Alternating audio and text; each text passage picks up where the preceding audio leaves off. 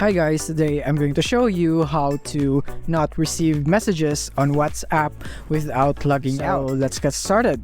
So here we are, and here is our WhatsApp app, and what we want to do is we want to long press it and we want to go into app info right there.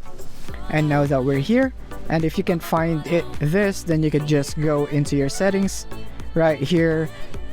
In case you can't find this in your Android, right here, and you want to go into your apps right here. Let's search for apps right here, search settings, apps, and here we are, and we want to go into manage apps and we want to go for WhatsApp right here.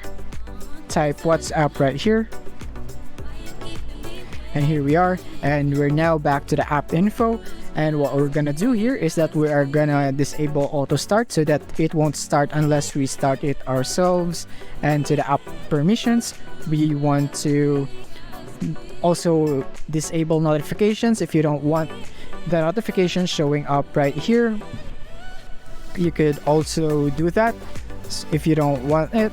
So it depends on you, and you want to enable this pause app activity if unused so that it won't run in the background.